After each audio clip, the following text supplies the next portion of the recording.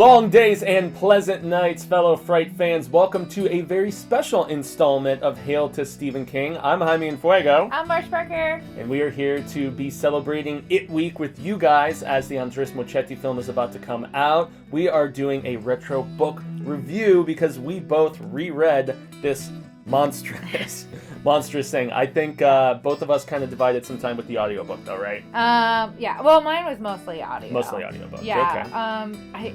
I love being read to, and I like to, and the person who actually does the audiobook, the narrator did a really good job. I agree. So, anyway, yeah. But yeah, I through and through finished it. 14 and a half hours. Yeah, it's a lot of dedication. So, it would have taken me a lot longer if I actually read it. Yeah. Had you read the book before, or was this your first time going through it? This is my first time going through the book. I had watched the miniseries at a young age, and then to prep for it coming out, I decided, you know what, I'm gonna go through the book. I'm gonna listen to it because I have long commute, so it made more sense to do it that way. Yeah. And then from there I would go to the miniseries and then be fully prepped for the movie. So.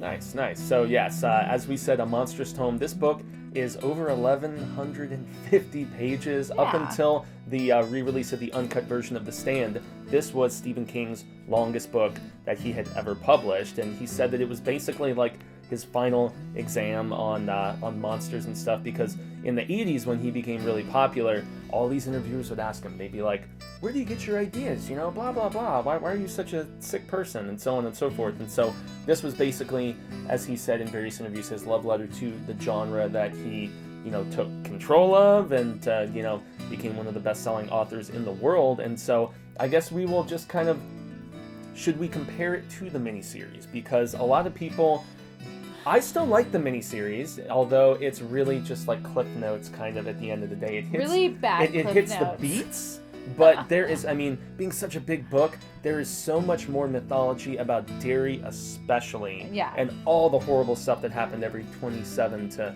28 years there, right? Right, yeah. The miniseries had its merits for its time and its place, and its culture. However, like the book, I had the same experience when I read The Shining and then rewatched the movie. The book tore to pieces because I was, as often does. Because I didn't remember a lot from the miniseries because I watched it when I was much younger. So it was reading the book. It was kind of a fresh mind state. Like I knew like the basics, but not enough of the meat. And so I have high hopes for the movie because there was so much that was taken away from the book. There was a lot of stuff that went into book that didn't make it to the miniseries, which was very confusing, like to me. And I think we're gonna do a miniseries part, and I can talk more about that there. But yeah. Yeah, I don't know if it's worth comparing it. yeah, I don't know either. And so, this is essentially about a group of kids in the 50s who have an encounter with, everybody knows the pop culture aspect of Pennywise the Clown, but the clown is just one of many forms that he takes. And one thing that's so rich about the book is you see the fact that he takes the form of like a vampire. He takes the form of the creature from the Black Lagoon. He takes the form of a werewolf. He essentially pinpoints the fear of all of these different children, and I guess the meat is more savory when they're scared is kind of a theme that they explore a lot in this, and so that's why, that's why he does what he does. And yet, like every 27 to 28 years, it's not just taking the manifestation of a clown. All kinds of other horrible stuff happens that kind of starts off the season and then culminates the season.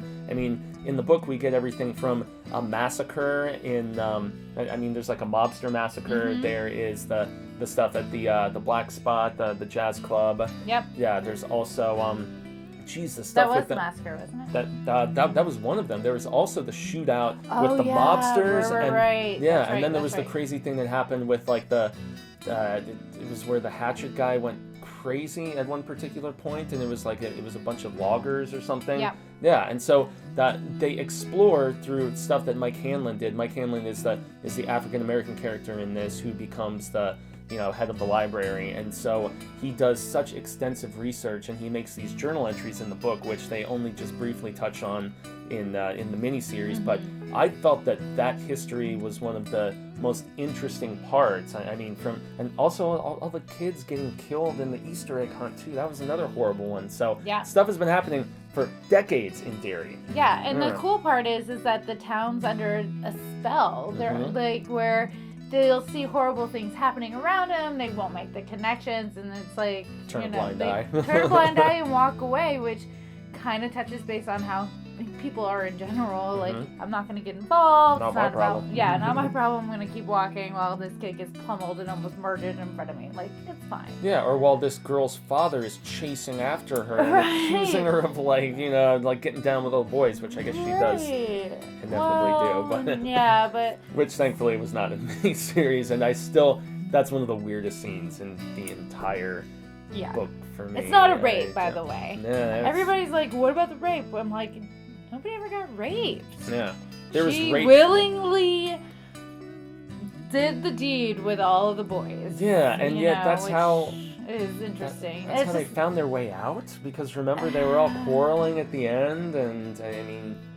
I don't know. Should we start at the beginning? I think we should, yeah. Okay. Yeah, so... Start with the beginning. Yeah, so it starts in the 50s, like we were saying. Mm-hmm. Yeah. And then...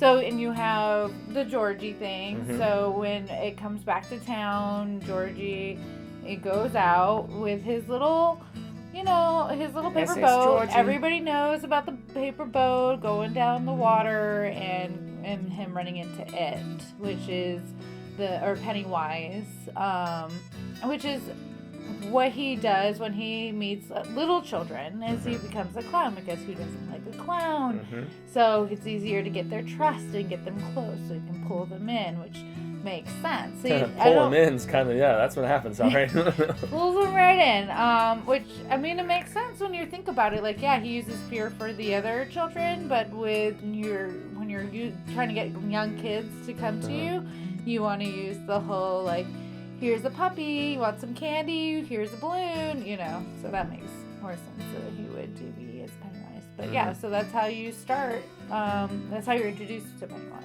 Yeah, and then it jumps forward to the 80s, and that's where we see the first kill that really makes Mike Hanlon think, okay, we didn't destroy this entity, it's obviously back, and it's a gay couple, and the guy basically, a hate crime goes down, and they throw him into the canal, and then these people who throw him into the canal... that was such a brutal scene, too. Horribly brutal, yeah. And I was not expecting it at all. And he starts like Pennywise is basically like biting chunks out of this guy's arm under the canal, and you see the balloons and everything, and so that was the kill that really made Mike Hanlon, the only one who stayed in Derry, decide, okay, I need to contact all of my old friends, because the pact that we made, well, it's time. We need to come back and actually attack this thing head on. Well, it was that, and then there was another kid that got taken too. Oh, tons of different kids, and kids getting drowned in the toilet. Remember that kill in there? Oh, it was terrible. Yeah. Lots of stuff. And it was funny because like he would come around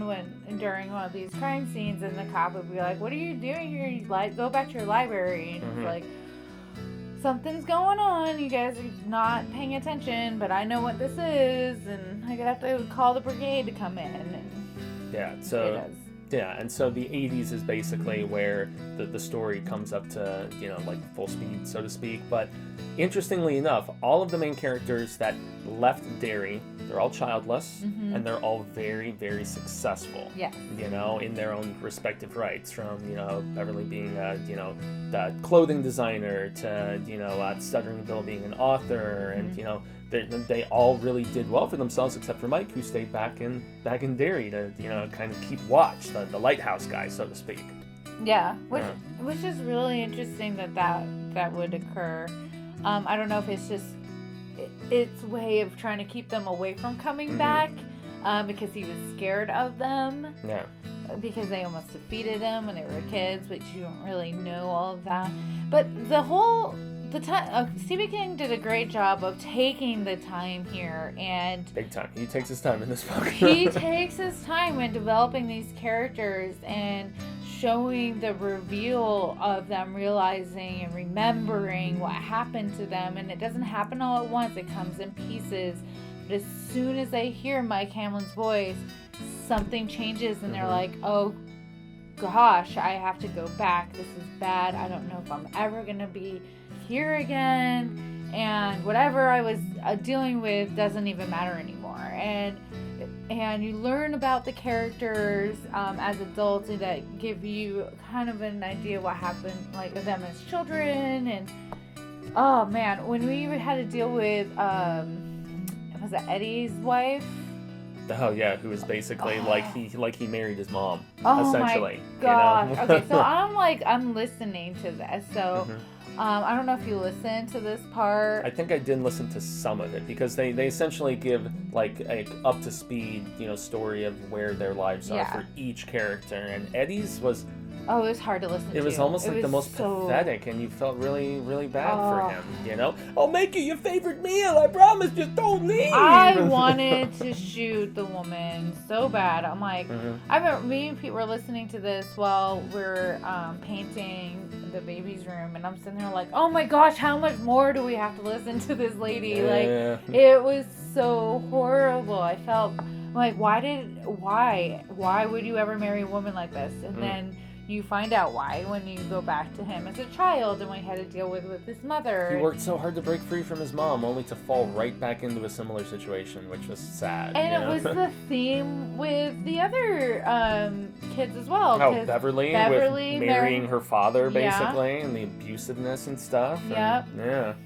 It's crazy. Yeah. So, what goes around comes around. Cause a wheel, as King would say. Yeah. And Ben, he was a successful architect, but he was an outsider, even in his own field. He didn't have anybody. He just kind of... the fact that he kept jumping. I mean, he would still end up in Hemmingford Home, which is where, that's a Stand reference, actually. That's where Mother Abigail was, and that's where all of them, kind of convened and stuff. But, yeah, you can tell that he wasn't really, despite his success, he felt he was unfulfilled. Right. He wasn't really that happy. Yeah, as he kind of was a child, too. He was a loner, and he's very smart and intelligent, and felt He lost the weight, but, didn't lose the mentality, I guess. Yeah.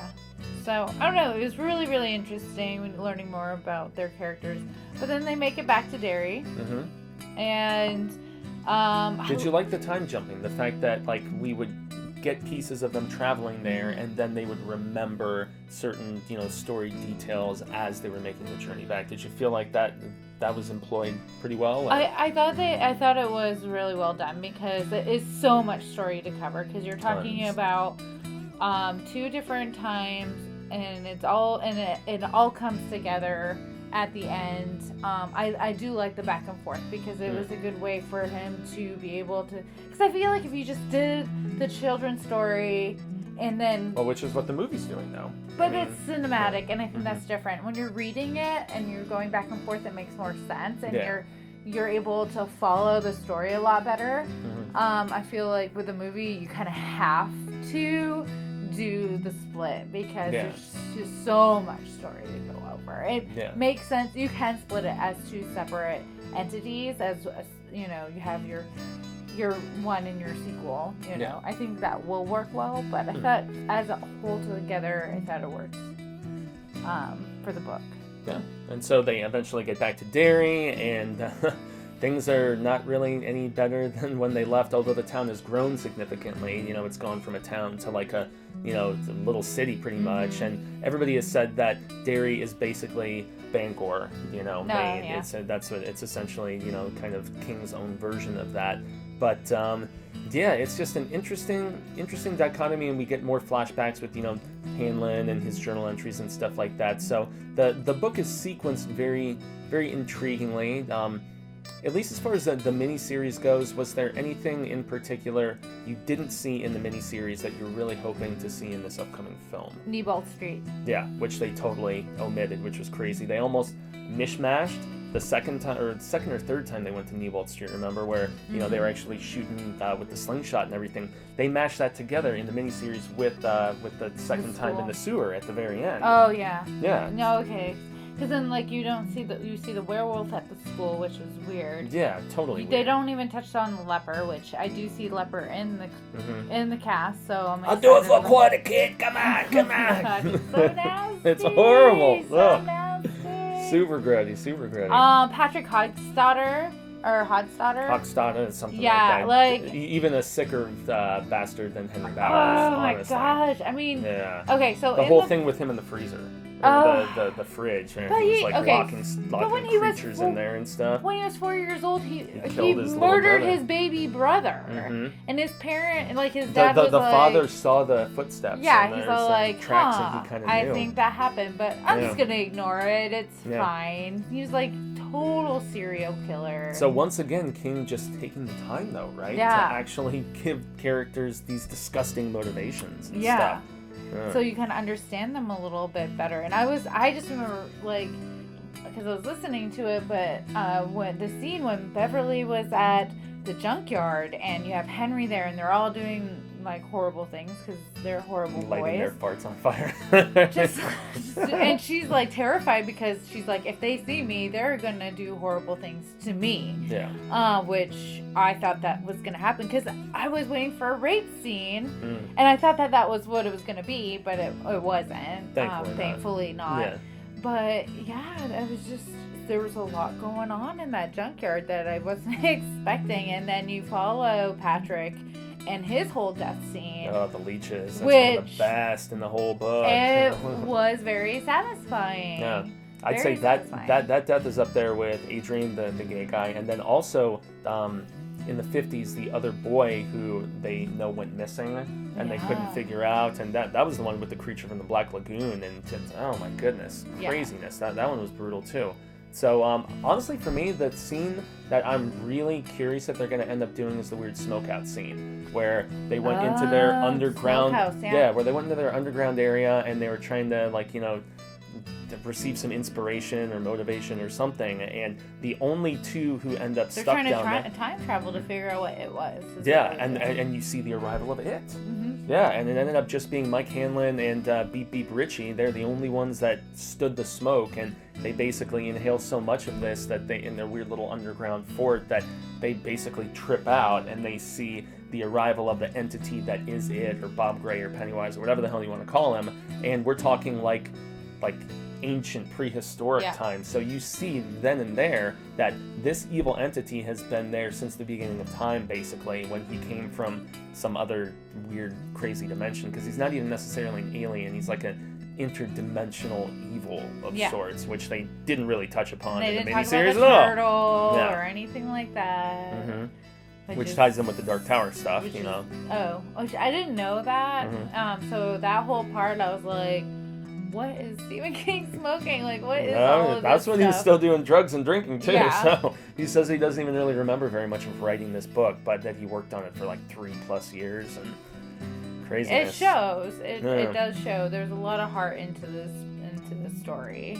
Yeah, this was my second time reading it, and so I think it was 7, almost 8 years ago when I read it for the first time. And it's interesting how the characters in the book, they, based on the traumatic aspect of it, they had forgotten about so much of what they went through, and Until they were reliving it again. And so it was, I almost felt like those characters, and this is something I'm going to expand upon in a different video that I'm going to do next week after the films come out, called What Stephen King's It Means to Me.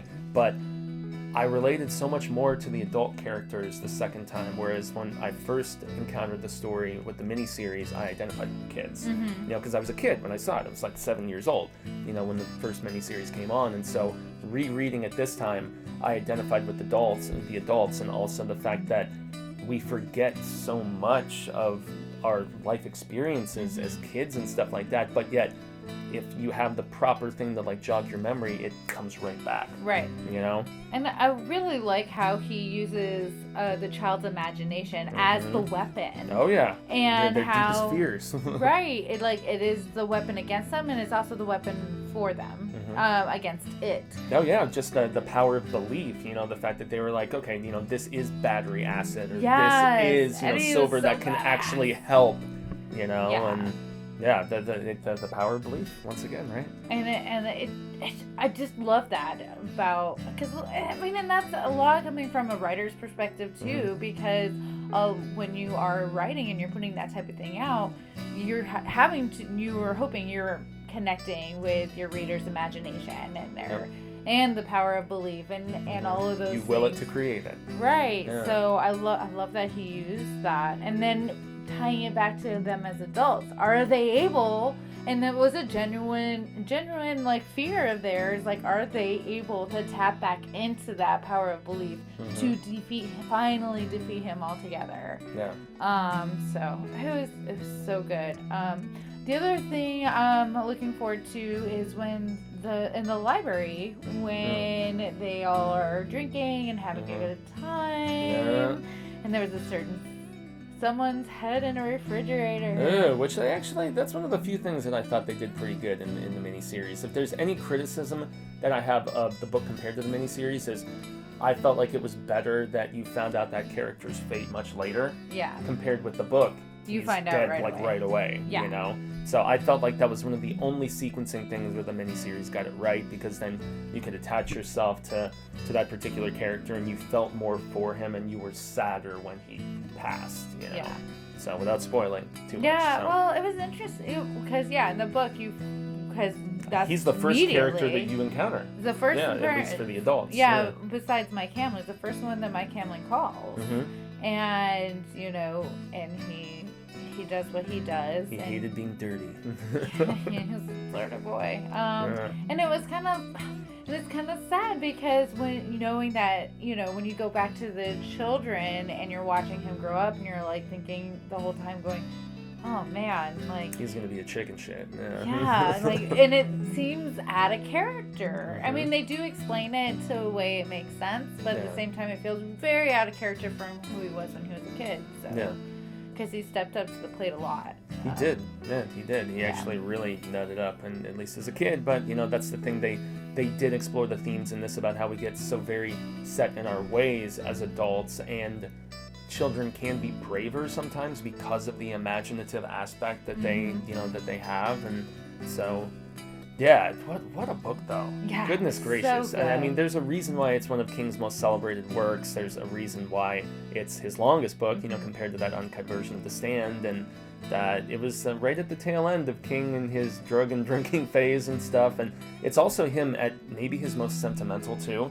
I was in tears at the end of this book, because of the fact that, with not spoiling too much, even after the adventure's done, it all starts to fade away again. Yeah. And that made me really sad, They were like forgetting all about each other, so quickly. Yeah. Even after vanquishing, this evil entity. But interesting thing in Insomnia, which is that it's not like its sequel, but it also takes place in Derry. They do hint, just like they did in 11/22/63, that there's still evil there. Even if Pennywise or, Gray or whatever the hell his name is, he might be gone, but there's like a residual There's something factor going on in Derry. Yeah. That'll always be there. Yeah. Yeah. And so that's the thing. Even if that entity is gone, there's still a residual evil that is probably going to be there forever, which is, sad to think about, but it's just the nature of things. And the nature of Maine, Maine, yeah, Marsha. It's creepy as fuck.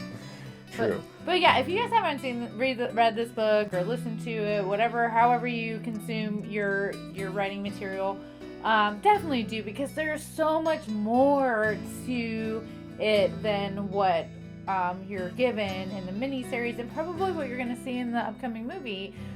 They still can't cram all of this into 2.5 hours. and it's so worth it. Take the time. And I'm really particular of my audiobooks, because if you're gonna listen to something, you want it to be from a narrator that's easy to listen to and actually gets you into the story. Yeah. And the person who does do it on audiobooks is really good. So yeah. So if you like it that way, I recommend it that way too. Indeed, yeah, and it is like 40 hours. It's crazy. Oh yeah, 44. I said 14, but crazy it's 44 long. hours. It Yeah, was 44 hours. Yeah, that's right. I like to dedicate my time between I'll read, and then if I'm doing stuff around the house or if I'm driving around, I can continue with the story and pop on the audiobook. So Audible, audiobooks.com, both of those are really good venues to go check out. And if you're a monthly subscriber, normally getting this audiobook is like $30 or $40, but if you have a monthly membership, you can get it for like $14.99. I get free because I have a membership with them, and this isn't a plug for them, I guess. But I get a free credit every month. Yeah, so that's exactly what I had too. I got it for free. Yeah, there you go. So I mean, that's pretty cool.